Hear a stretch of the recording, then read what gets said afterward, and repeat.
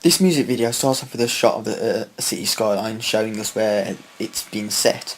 It then in one camera movement moves straight over into an image of the artist who sings directly to the camera, supporting a performance-based aspect of the music video. She then gets up and moves over, still only with one camera shot, and has the narrative suggests an argument with her boyfriend, and the lyrics support this as well. The camera is slightly shaking, which supports that it's still only one shot, which is what this entire music video is about, and it's all done with one shot, with all the different scenery flowing together. The main artist then moves over to a big group of people who performs directly to the camera, supporting the performance-based aspect, but some of the characters are in costume, which has a bit of an abstract element to it. Now, the reason why these people are in costume possibly is to distract the viewer for when the artist moves over into the next scene. And if you look really carefully at the end of this first minute or so, you can see the door open of her moving to the next scene.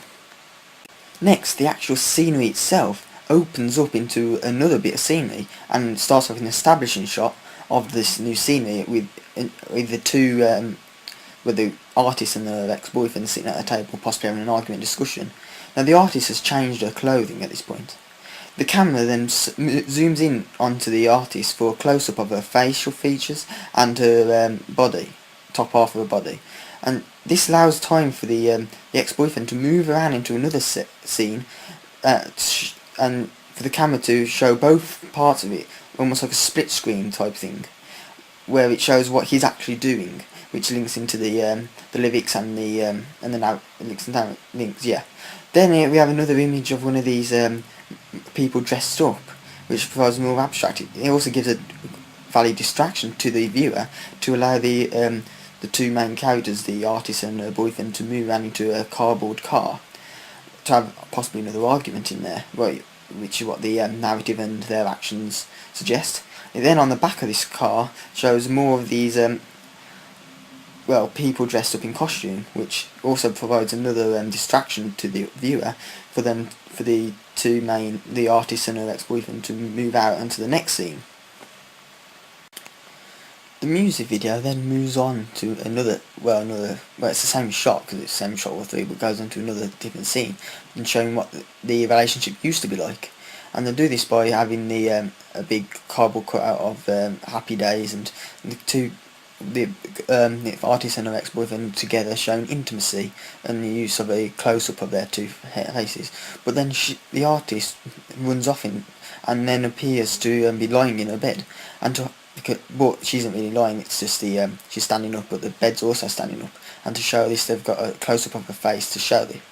The bed then opens up and it moves into another scene, the same one that we saw at the beginning of the music video, where all people are dancing with some in costume, providing a distraction for the artist to get into that scene, keeping up with the performance aspect by constantly breaking the fourth wall.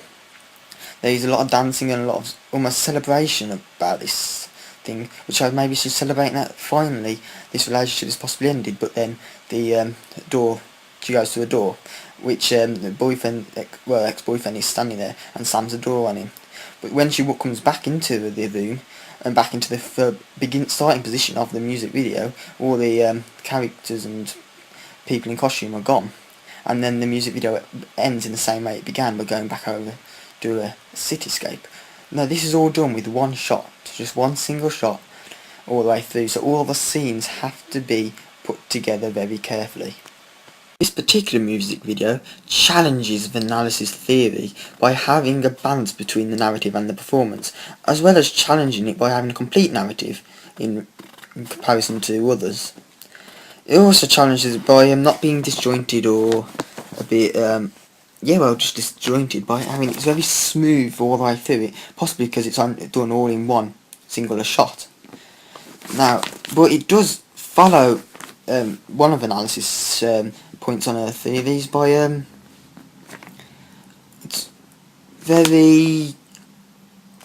follows the music, and the music video follows the actual music and the lyrics in that music video, and it all matches together really well.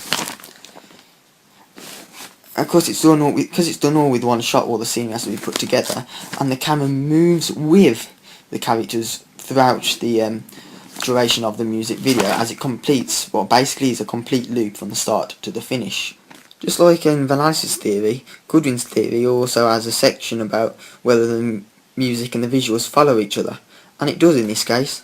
So this music video is a combination of a narrative and performance with slight abstracting due to the dancing and the people in costume, which is mainly there to provide a distraction to the audience. There are many close-ups of the artist herself, which will familiarise the audience with her.